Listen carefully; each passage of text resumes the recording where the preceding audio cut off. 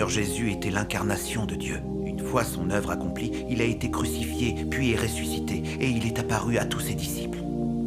Il est ensuite monté au ciel dans son corps glorieux et spirituel, tout comme le dit la Bible.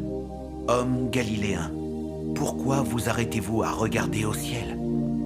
Ce Jésus qui a été enlevé au ciel du milieu de vous viendra de la même manière que vous l'avez vu allant au ciel. » Ainsi, les versets de la Bible confirment que lorsque le Seigneur reviendra, ce sera son corps spirituel ressuscité qui nous apparaîtra.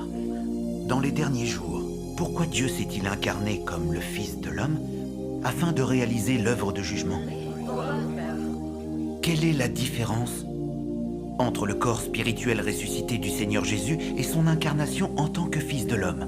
La majorité des fidèles croient que le Seigneur revenu apparaîtra à l'homme dans son corps spirituel, c'est-à-dire le corps spirituel du Seigneur Jésus dans lequel il leur est apparu pendant 40 jours après sa résurrection. Nous, les fidèles, sommes tous clairs sur cette question. En surface, le corps spirituel du Seigneur Jésus après sa résurrection semble être la même image de sa chair incarnée. Mais le corps spirituel n'est pas limité par le monde matériel, l'espace et le lieu. Il peut apparaître et disparaître à volonté, laissant l'homme dans un état de choc et de stupéfaction. C'est dans la Bible que de tels récits sont mentionnés. Avant que le Seigneur Jésus ne soit crucifié, il a parlé et œuvré dans une humanité normale de la chair. Qu'il ait exprimé la vérité, interagi avec les hommes ou réalisé des miracles, les hommes sentaient qu'il était normal, en tout point. Ce que les hommes voyaient était sa chair qui était vraiment et réellement à l'œuvre, sa chair tourmentée, qui souffrait véritablement et payait le prix. Puis, à la fin, ce fut sa chair qui fut clouée à la croix comme offrande d'expiation pour l'homme, accomplissant ainsi l'œuvre de Dieu pour la rédemption. C'est un fait largement reconnu. Réfléchissez un peu, si c'était le corps spirituel du Seigneur Jésus accomplissant l'œuvre, serait-il capable de s'associer avec les hommes et de tenir des conversations normales avec eux? Pourrait-il vraiment et réellement souffrir les tourments et payer le prix? Pourrait-il être cloué sur la croix? Il ne pourrait faire aucune de ces choses.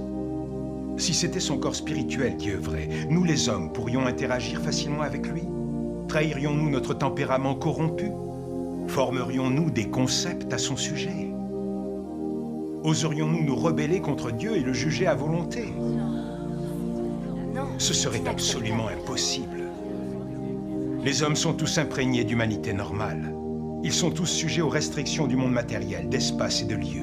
Le processus de pensée des hommes est aussi normal. Si un jour les hommes devaient entrer en contact avec l'œuvre du corps spirituel, ils seraient effrayés et paniqués. Leurs pensées deviendraient folles et hystériques. Face à ce type de situation, Dieu aurait du mal à atteindre le succès dans son œuvre de salut de l'humanité. Ainsi, l'effet obtenu en travaillant dans les limites de l'humanité normale surpasse largement celle contenue au sein du corps spirituel. À travers les âges, les élus de Dieu n'ont jamais connu l'œuvre du corps spirituel de Dieu. Il serait sans doute inapproprié que le corps spirituel exprime directement la vérité, interagisse avec les gens et guide les églises. C'est vrai,